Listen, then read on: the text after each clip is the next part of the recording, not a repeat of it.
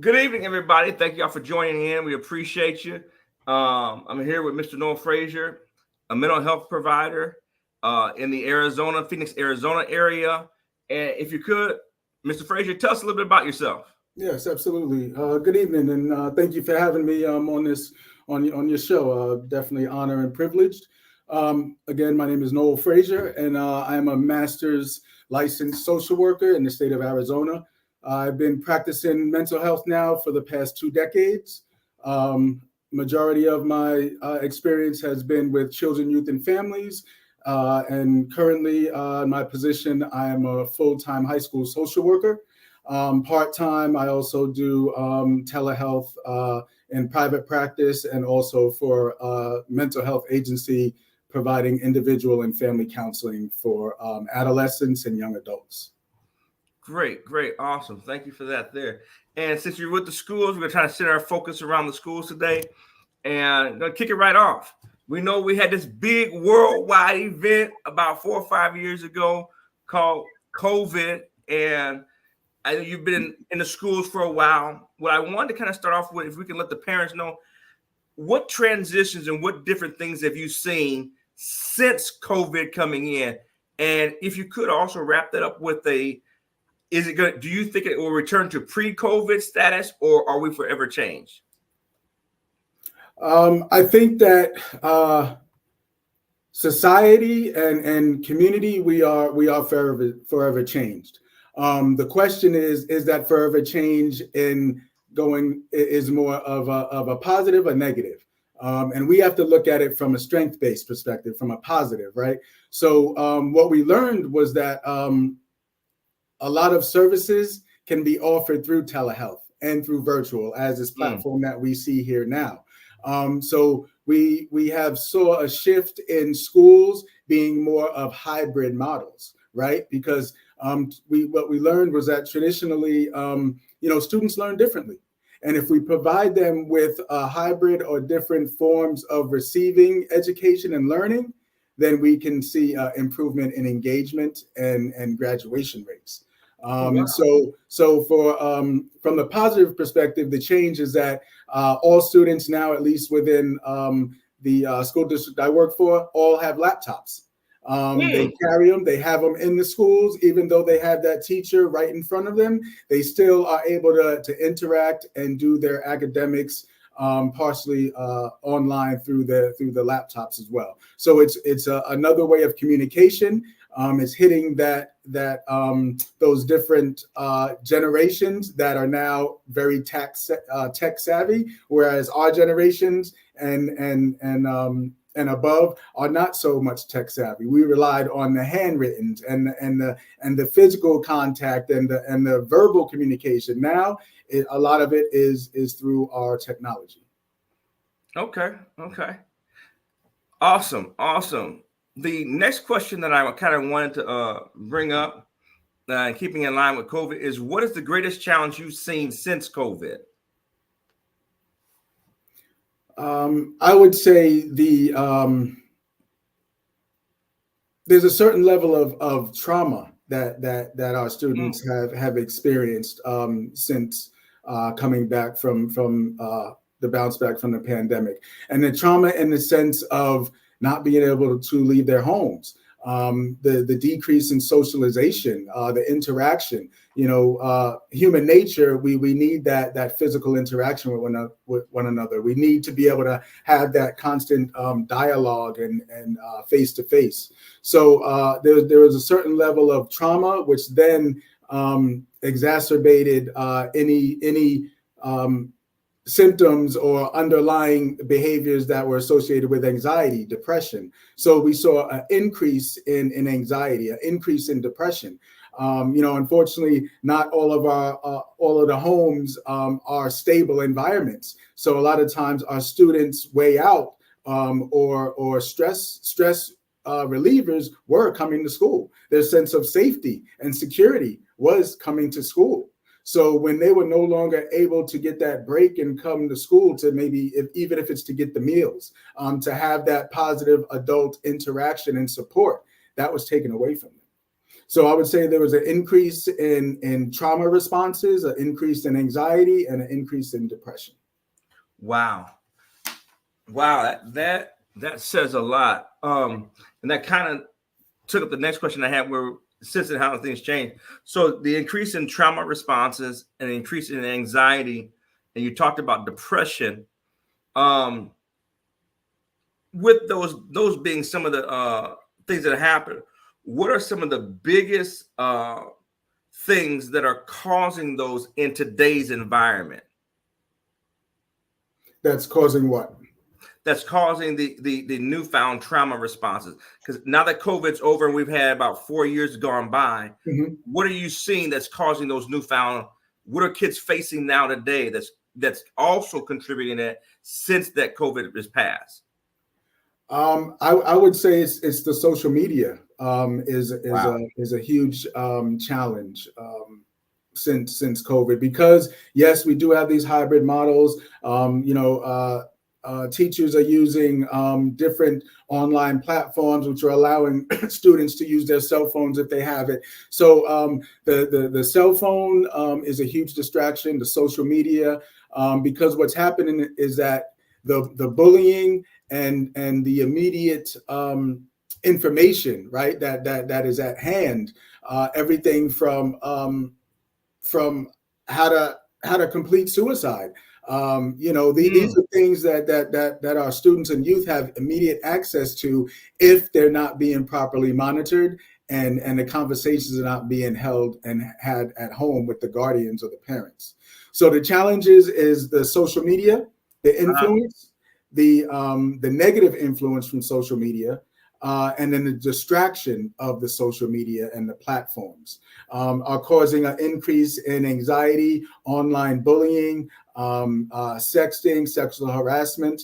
All of these things we're seeing an uptick because of the immediate access to all of these inappropriate sites, inappropriate information that our youth have accessibility to. So I want to make sure I heard you correctly.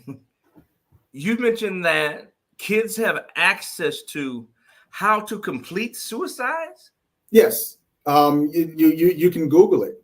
And there's certain sites and platforms and online predators that look for this and look for these signs and search engines from our youth, and they capitalize off of that. You can purchase drugs online, and depending on where you are, they will deliver the illicit drugs to your child.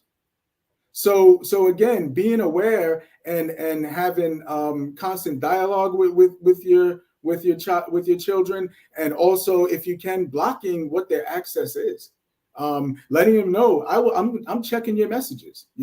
I have access to your records. My daughter is 14, and she has cell phone restrictions and policies at home that mom and I have to adhere to and stick to, and we also have to hold her accountable for that.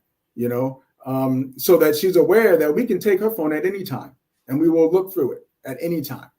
She doesn't own that. That's a privilege, right? So a lot of times also with parents, we're caught up in it as well because we're doing this as well. So we also have to be able to monitor and model how we're operating on our devices as well.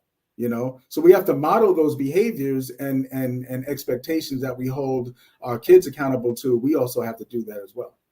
Before we go to the next question, I want to say that really caught my ears, rather, when you said that we as parents are doing like this. And it's almost like predators and adversaries are capitalizing because we are, as parents, are distracted and not paying attention to what is going on in our kids' life. Correct. Would that be an accurate statement? Yes, that's fair. Mm-hmm. And wow. we have to be more intentional about our screen time and what we're doing as far as at the dinner table, right?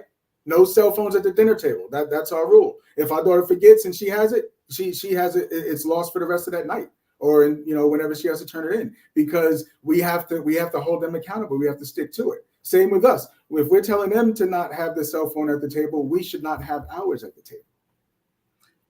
That's a very, very, again, we have to model the expected behaviors, and the expectations. We have to model that. That is so vital. I think about, and just a sidebar before I go into the next question, if you could touch on the cell phone usage and how it impacts sleep patterns and if that influences, if you could kind of talk to us a little bit about that. There are a lot of studies that show that you want to put down all electronics anywhere from 30 minutes to 60 minutes prior to you laying down. If you already have a child that is anxious, that may be diagnosed with anxiety, right? Scrolling and whatever they're looking at, that could exacerbate their negative thoughts, that could exacerbate their worry and overthinking, which then is going to have a negative impact on them being able to go to sleep. So TV, electronics, it should be cut off at a certain point before bedtime because the mind is still going, right? So if you're sitting there, for example, at night and you're scrolling through Facebook and you come across a post that really, pissed you off or sent you off into a negative space where you're upset and you're trying to figure out how to problem solve or whatever that issue is, you're not going to be able to go to sleep until you either find a solution or you address whatever that trigger was for you that you've seen on that post, if that makes any sense. So that would be the same.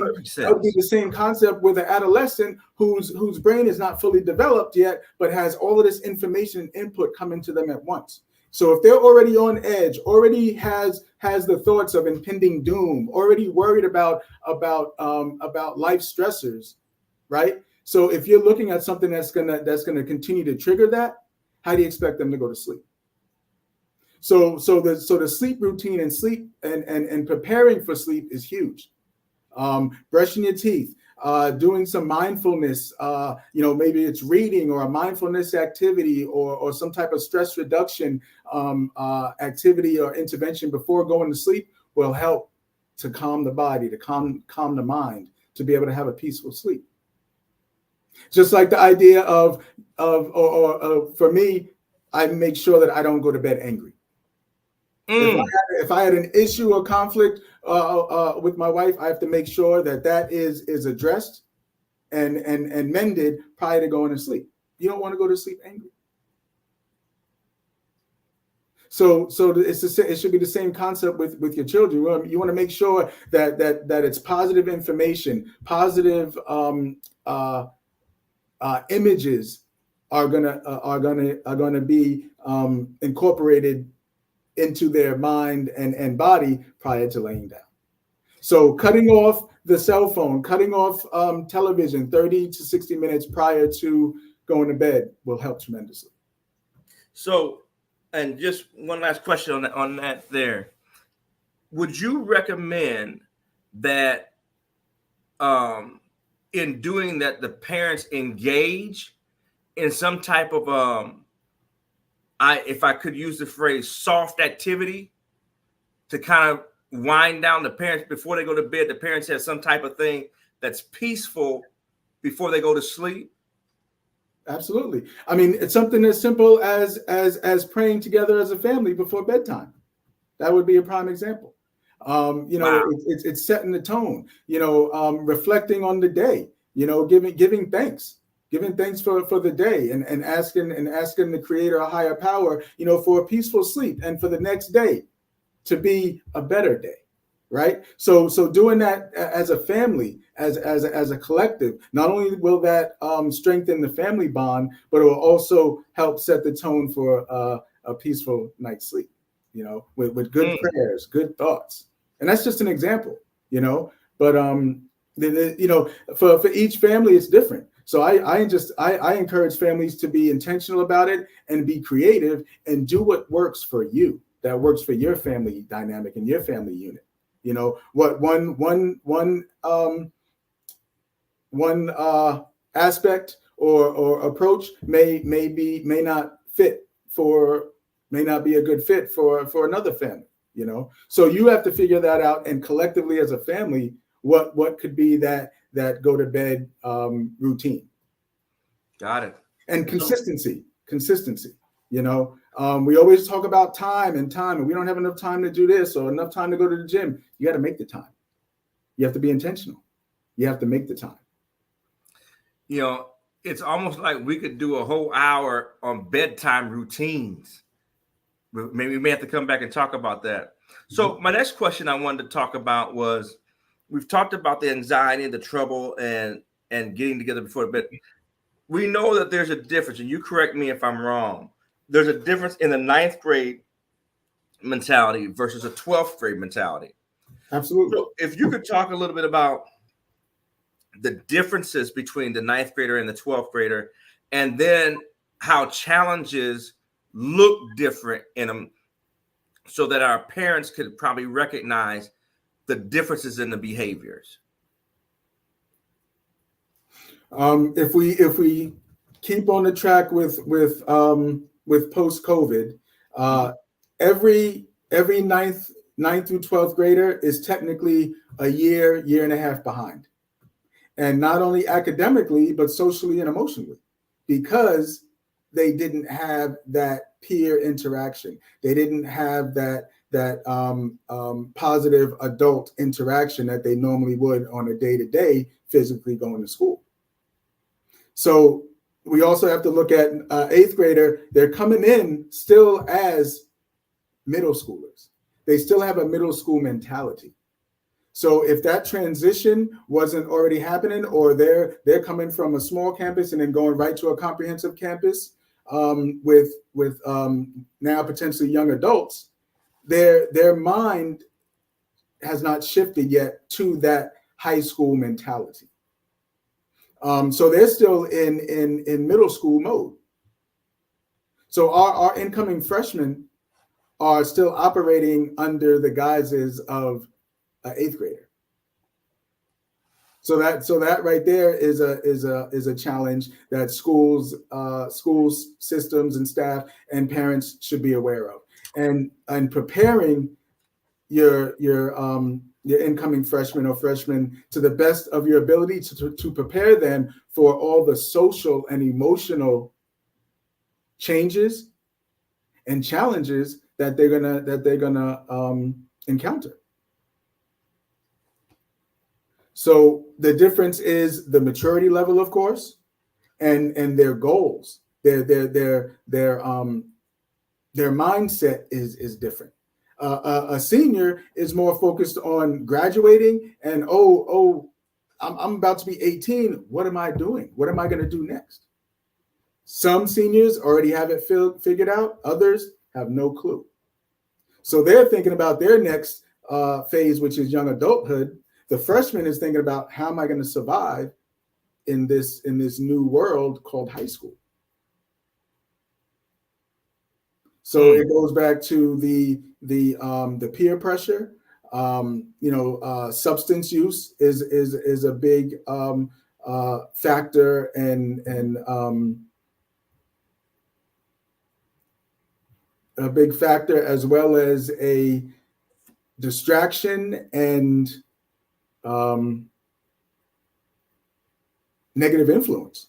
That comes along with the peer pressure. Talking with your kids about, it's okay to say no. It's okay to instill more leadership qualities. How do you be more of a leader as opposed to a follower? What I see is a lot of the freshmen, they're trying to fit in. So what that usually means is, unfortunately, they have to show the negative behaviors and actions in order to fit in. Okay. So that could be it going into the restroom, and so a group of students are in there possibly lighting up, and hey, you want to hit?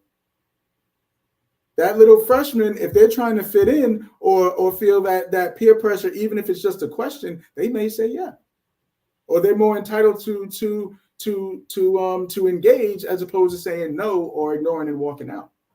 But we have to teach them how to navigate that. And it starts at home. That's good stuff. That's real good stuff. So, and that kind of helps me out. My next question was about the biggest struggles that you're seeing right now.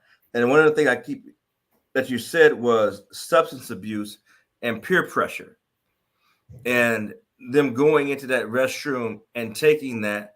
So, I'm kind of getting ahead of myself, but I'm gonna try and come back to it. As a parent, if you were sitting down with a parent and a student, and because most parents come into the office and they're like, how did I get here? Or how did we get here? Mm-hmm. If you could real quick, or if you need to take a long time, take a long time. We have plenty of time right now. How can a parent recognize some of the signs that their child is giving into peer pressure, or that their child is using some type of alternative drug? So signs, very, very general. And it doesn't apply to everyone, but kind of a gauge would be disengagement, becoming more withdrawn.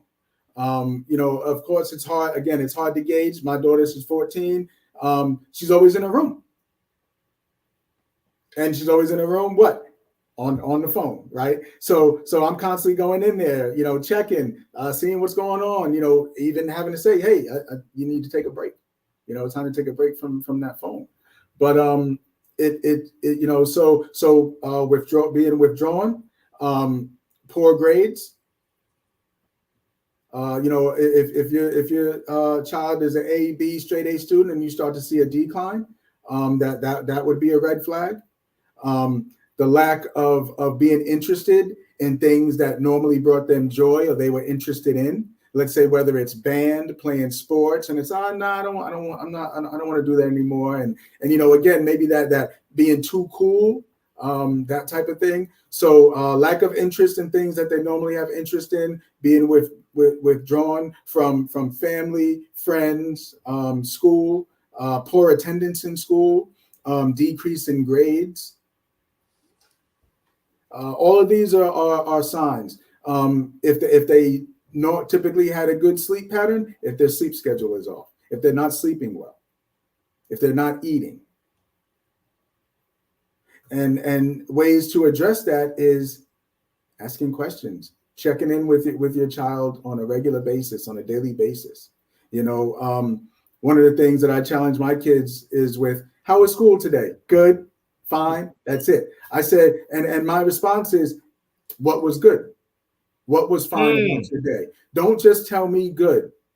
What was good about it? What did you do today to make it a good day? What was fine? What did you do that made it a fine day for you? Don't allow them to leave the conversation with one-word answers. And then for parents, you want to ask open-ended questions.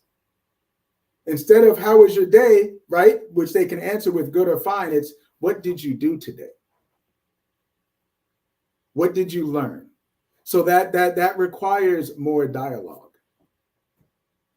Wow. And then to take it a step further with the check-ins is, what do you need? And allow for that silence. Allow for your child to process and respond to you. What do they need? Because what you think they need may be completely off. And I also encourage that when you ask these questions, listen to understand. Don't listen to respond. You want to listen to understand. And you're asking questions to understand. It's not about being nosy. It's not about being overly intrusive. Number one, you're the parent. You can, you have all opportunity and ability there's I don't want to say like a dictatorship, but you're the parent. You are an authoritative figure, right? You want to be respected. Yes, you want to be loved, but those privileges and privacy, no, you have to earn that. So it should not be a power struggle between the child and the parent. But again, to establish that healthy relationship is you want to listen to understand. You don't want to listen with defensive ears, and that's what happens in adult in conflict and arguments. It's no. You don't understand what I'm saying. So then it's okay. Help me understand. Help me understand what you're trying to say. Do you see how that changes the dynamic of an argument? Totally changes the dynamic of it, and that led me right into, because I know we've been talking a lot about maybe the substance abuse kind of it, but I kind of want to ask a question based off of something you said earlier when you talked about the anxiety, the depression, and that those are the biggest, and you correct me if I'm wrong, those are probably the biggest things they struggle with. I know when I worked, because I do security in a school, when I see kids struggling, some of what I'm seeing is the kids are struggling with the parents who are also suffering from mental health. So how would you recommend an outside adult or a parent who is struggling with mental health help their child who now is also struggling with, if you understand what I'm trying to ask? Yes, I do. Okay, if you can go ahead and just talk about, and like I said, take as long as you need. We got plenty of time because I really want to help our listeners today.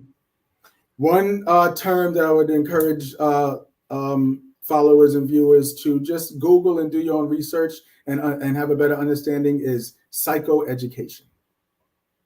And that's a lot of what I do in the school systems with the parents and with the students or the youth. And psychoeducation, it's okay, if you're diagnosed with anxiety and if you're prescribed medication, first of all, do you know what anxiety is? And second, do you know what medication you're taking and why? So helping them understand first, what is anxiety for them? What does it look like? What are symptoms, right? So if it's the student or child that's diagnosed and a parent doesn't know, then they have to do their research. They have to understand what generalized anxiety looks like, what does social anxiety look like, and what that means, to then be able to effectively support and help their child. That's an aspect of psychoeducation where you're learning about what the social or emotional challenges are, and then you're able to have that conversation with the individual. So not only is the parent educating themselves on the diagnosis, but they're also now able to identify interventions and resources and supports to help support their child. And it goes vice versa with the child that may be dealing with a parent that, let's say, struggles with depression or alcoholism or some type of substance use, right? It's helping the child understand what struggles their parents are dealing with, and how can they not only support themselves, but then in a form be able to support their parents as well, if they can. And to an extent that, no, that's not the child's responsibility, but if they're coming into my office and that is a stressor for them that's impeding and affecting their academic performance, that's what they're always worried about, then that's something that we need to address and help them work through. I'm not worried about math. I'm not worried about science, because if they can't focus and if they have other psychological stressors that are impeding their learning, we have to address that first. So psychoeducation, asking the questions, asking the providers, what are the side effects? Is medication required or needed? Is it something that's going to be long term? A lot of this, again, we have the access. We have it. We have it now. We didn't have this years ago where we could just Google or ask our assistant, what is depression? So we have the information at the tip. It's just how we use it. It seems like what I'm gathering is it seems like we're using the resources we have for everything other than what we need to use it for. Would that be an accurate statement? Yes, because we're using it for a lot of times. It's more for entertainment and pleasure. Like me personally, the only social platform I have that I engage in is LinkedIn. I don't have a Facebook. I don't have TikTok. I don't have Instagram. I don't have any of those other platforms. One, because it's too much of a distraction, and I don't want to go down that rabbit hole. And it's no judgment. I mean, everyone, again, it's a good escape from reality, but it can become a distraction for your day-to-day living and your mental well-being. So for me, I have enough going on in life that if I need to reach out or have that, you text, you email me, you can call me, right? I don't need to post what I ate. I don't need to post where I'm going or follow somebody to see where they're going. Because again, what that is doing, and for us in society, we've been taught this, is to compare ourselves to one another. And when we do that, and when we compare ourselves and the haves and have-nots, and then that causes a certain level of resentment, of envy, of jealousy that we don't have room or place for. So again, it's that form of distraction. So again, me personally, I choose not to have any of that. Do I get slack for it? Of course, but I'm not swaying because I don't need it. That's good. That's good. So now, with the next question that I have is, so a parent can help their child by doing psychoeducation, educating themselves with the signs and things like that there. And we talked about the signs of that. I guess let me back up. What are some of the signs that my child is seriously struggling with, not necessarily with the illicit or drugs, but with mental health in school? That a parent can, when they see their child come home, what are the signs that they have some serious mental health issues? Like I said, a big red flag is being withdrawn, lack of communication. If the style of dress, for example, if Phoenix, a lot of our youth, for whatever reason, wear hoodies and long sleeves, and in the dead of summer. That could just be more of a fad. But for those that typically they don't wear long sleeve shirts, and now they're wearing long sleeve shirts, that would be a concern. And the concern would be possible self-harm. They're trying to cover up. Oh, wow. Their marks. And for listeners, please know that there's a difference between self-harm and suicide attempt or completing suicide. Self-harm is the cutting, possibly the picking of the skin. That is because they're experiencing a psychological stressor, and that is their coping mechanism. It's helping them to release. So the cutting is more of a release for whether it's the frustration, anger, depression, voices, hearing the auditory hallucinations or visual hallucinations. That is a release for them. So they're not trying to kill themselves. So there's a difference between self-harm and having suicidal ideations or suicidal thoughts with a plan and intent. Self-harming behaviors is, again, it's a release. It's a coping mechanism. So that's a huge red flag. That, and it could be on the thighs, it could be on the arms. It really just depends. But again, if they typically don't wear clothing that covers up their whole body, and now all of a sudden they are, that would be a red flag to maybe check in or ask questions.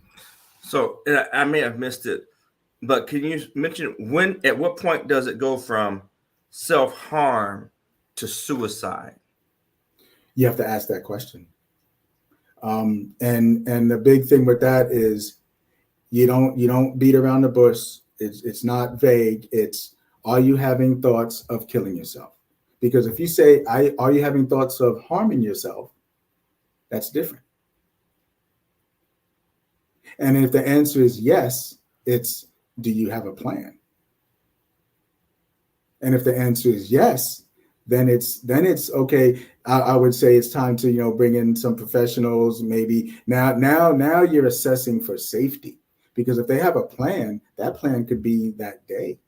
So then you want to further ask questions of, okay, yes, if they do have a plan and intent, what is the plan? Meaning their means, right? So then you have to go into it's safety planning, which is removing sharp objects, taking medication bottles and having them locked up. Again, this is if it gets to that point, but this is not easy for parents to do. But to be comfortable in asking that question as best as possible. You don't want to ask, if you're asking to assess for suicide, you don't ask if they're having thoughts of harming themselves or if they feel safe. It's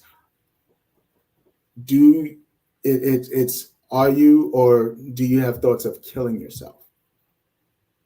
Because again, there's a difference between having suicidal ideations and then having suicidal ideations with a plan and intent. That ups the ante if they have the plan and intent. The suicidal ideation and the self-harm we can work with,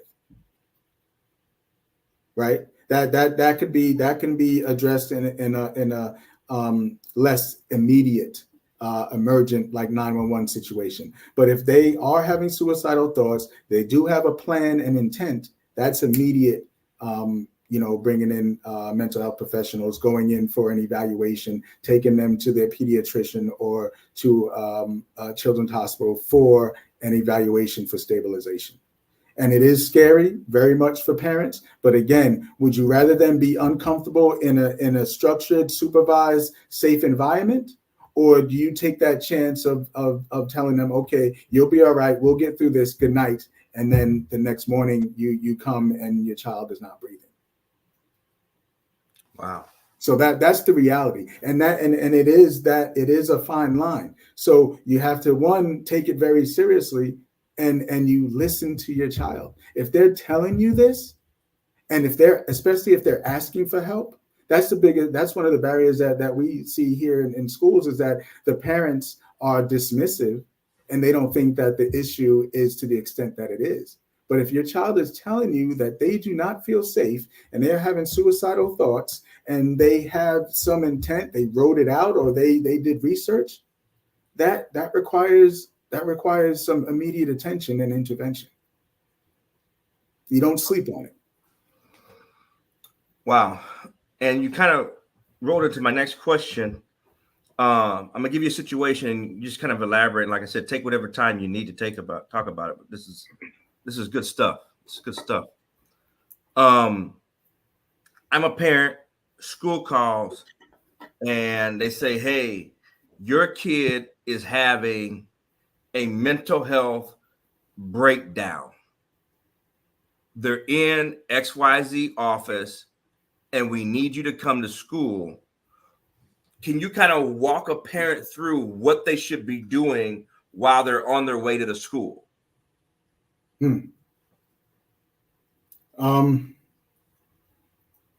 Depending on their work or where they are at that moment, they're going to need some time for themselves. So they have to gather their composure. They have to process what was just told to them, so that by the time they get to the school, they have somewhat of a plan. They're somewhat calm in the sense of being ready and open to receive whatever recommendations and support that the school is willing to offer. You have to be willing and open to listen to your child of what they're dealing with and what the concerns are. It's not they have everything in the world. I just brought them a puppy and we go on vacation, and that's all irrelevant. That doesn't matter. Your child is still dealing with a psychological crisis that is requiring attention and support. So again, you don't want to minimize, but to prepare parents for that is you have to take some time to yourself as well. Even if it's the drive from your job to the school, it's rehearsing, it's calling who you need to for support to help maybe talk you down a little bit, because of course your anxiety level is going to go up. Your thoughts, your mind is thinking the worst. you could be assuming a lot. So you want to get all of that out of the way so that by the time you get to campus, you're there in parent support mode, and be willing and open to whatever recommendations and suggestions, hopefully that's coming from a mental health professional in the schools. Whether it's a social worker or a school psychologist or whoever is there that's able to help navigate and provide you with the necessary resources or next steps. Now, some schools, parents may not have that luxury of having those student support services or staff, but there should be some type of referral or community-based recommendations that the school should have some information on. Just because this is an increasing situation, it's even to the level of a nationwide crisis, pandemic, if you will, of the increase of depression and anxiety post-COVID that students have now been diagnosed with. So really, it's preparation. Parents, guardians, take some deep breaths. If you need to cry or whatever the case is, let it out, right? Because it's an emotional phone call. It's heightened again, anxiety, and it could trigger past traumas from the parent. Wow. The parent could have experienced some of this, so now it could be triggering their past experiences or trauma with any type of psychological crisis or challenges or distress. So you have to be aware of yourself as well. What are you feeling? What are you dealing with in the moment that you receive that phone call? Wow. And I think that's sometimes what we as parents forget, is that sometimes the episodes in our children trigger that memory for us that we have not dealt with. Possibly, yes. Mm-hmm. Okay. Mm-hmm. So, and we talked about, and would you say vaping is real huge in school? Yeah, it's a huge challenge. It's causing, because it's being romanticized, like it was with Joe the Camel, and back in the day with, it was sexy to have a cigarette in your mouth, right? Or you'd have the pretty lady with the cigarette, and so it's definitely glorified, and with the legalization of marijuana and all of the different devices, they look appealing to our youth. They look appealing, and it doesn't look dangerous.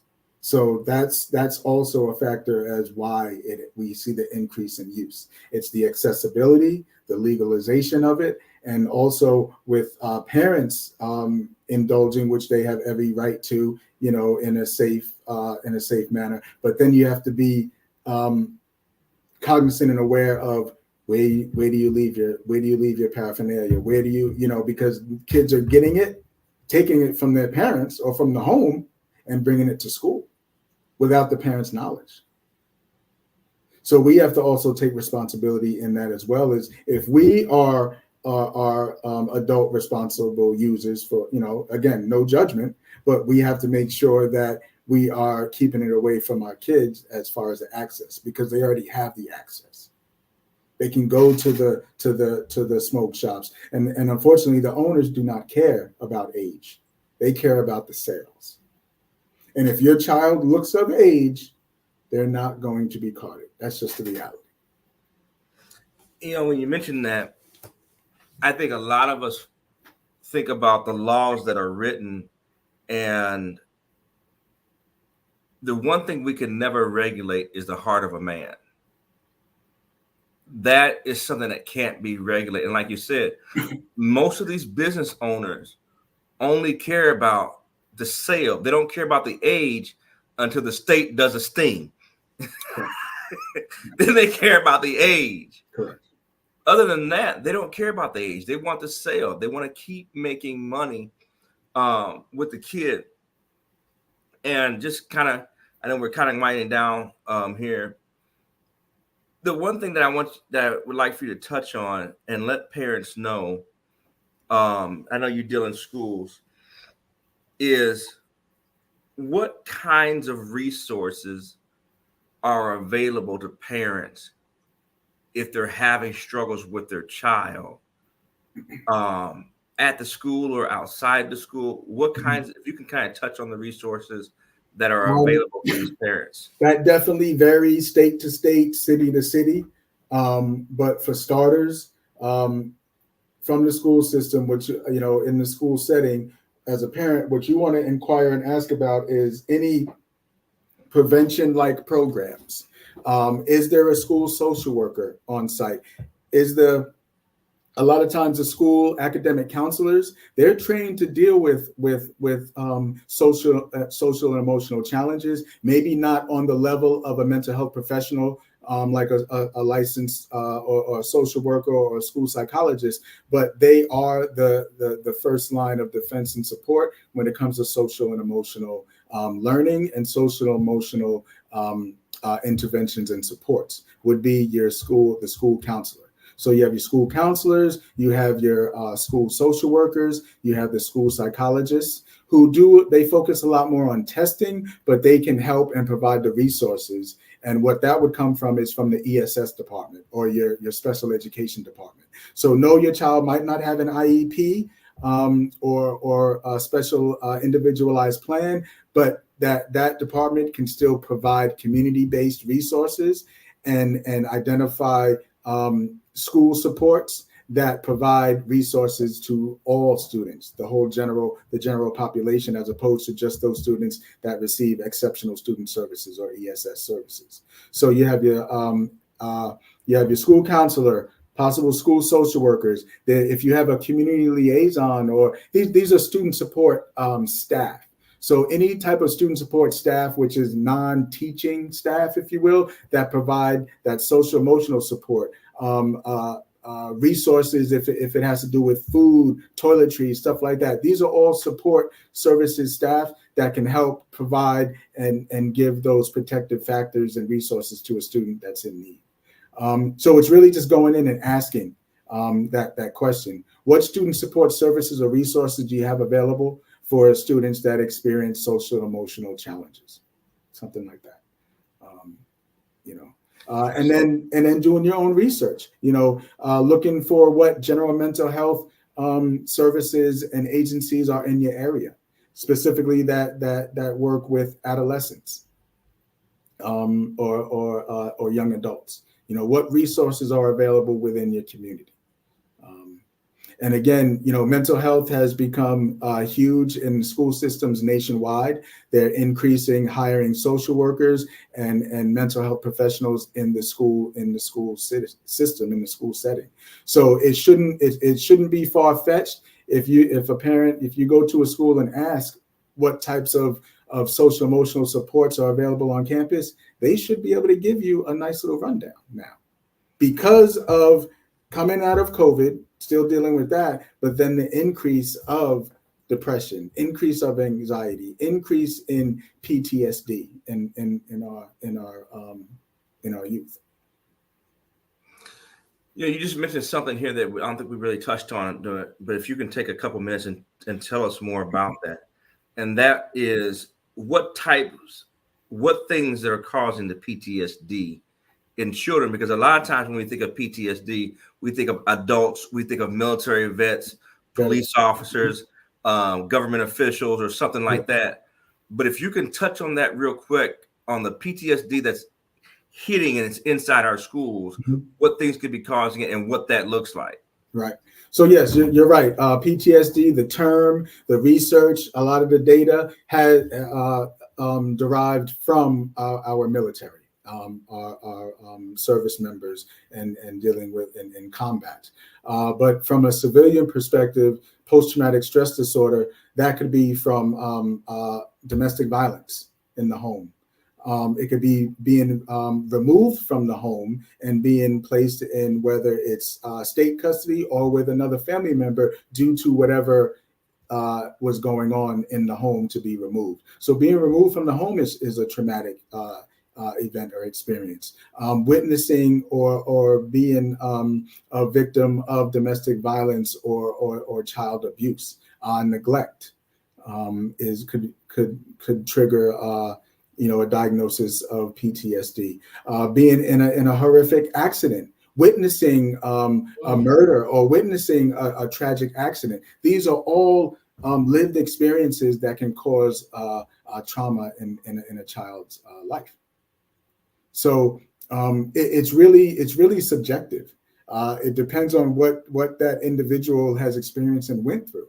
And then if we talk about our the new term BIPOC, right, our Black, Indigenous, people of color, or if we talk about that specifically, we all have historical and intergenerational trauma that has been unresolved. So if we couple that on top of the lived experience trauma, that's a lot of baggage. That's a lot to unpack. But we're not. I don't want to say we're not there yet, but that's something that parents and communities need to be aware of, is the historical and intergenerational trauma. That's a real thing. It's genetic, and we have it. But that could also be a strength for us as well. Being able to recognize it and understand it, and being able to heal from it. But if we have that on top of what we've experienced as an individual of trauma, and if it goes unaddressed, it's only going to exacerbate it. So when you ask, what type of traumas from an adolescent, I mean, it's growing up in a home with an alcoholic. I love my grandfather to death, but he was an alcoholic, and he was an abusive alcoholic. I still remember certain things, or if he went off to his golfers association and came back, I didn't know which person we were going to get. Wow. So that's an example of living through trauma and being able to work through it.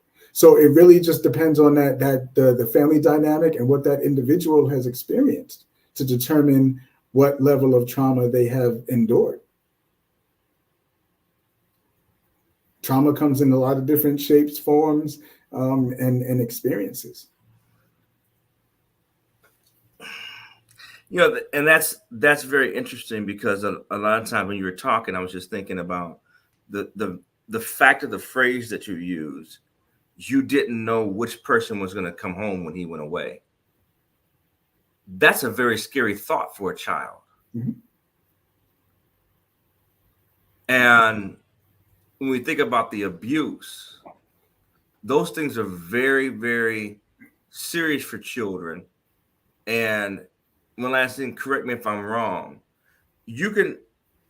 mental health is so that you can have a child who's perfectly normal in grade school, perfectly normal in middle school, and then something happened in high school, both small or great, triggers something that throws the whole flight plan off. Correct. So would you say then, with that thought, is that we should always be watching our children and looking for areas to hold them up? Yes, and I think that that's our goal as parents and nurturers and caregivers, across the board. But yes, life happens, things happen, right? So if you're and 9 times out of 10, a parent, if your child experiences a traumatic event, you're going to be aware of it. But it's how you process it. How do you move through it? Do you sweep it up under the rug and keep it moving, or do you actually have conversation and dialogue about it, and to the point of how it's impacting your day-to-day living? That's what trauma is, and a way of diagnosing it is, and same thing with anxiety and depression, is if it has a significant impact on your day-to-day living. If you're too worried to leave your home because you're afraid that you're going to get shot going to Walmart, yes, there is some validity to it, but it's affecting you being able to do your day-to-day living and activities. That's good stuff. Well, that kind of brings us to a close. I hope you everybody enjoyed this evening with Mr. Frazier, and we've put up. And before we go, Mr. Frazier, if you could go ahead and give them your email address again. Yes, absolutely. Go ahead and do that there. So it's Full Circle, spelled out FULLCIRCLE, and then BHC as in Behavioral Health Consulting. So it's Full Circle BHC@gmail.com. And what we do is, our foundation and mission and goal with our consulting and providing support is to empower the individuals, the families, the agencies and organizations to be able to identify their own tools and ways to provide good mental health and well-being for all. And with that being said, thank you folks for listening. Again, like, comment, and share. If you want to reach out to Mr. Frazier, there's his email address. He told you how to get a hold of him. We encourage you to do it. If you need us, message us. We'll be here as much as we can. And thank you for joining us on Mental Health Monday. Have a good day.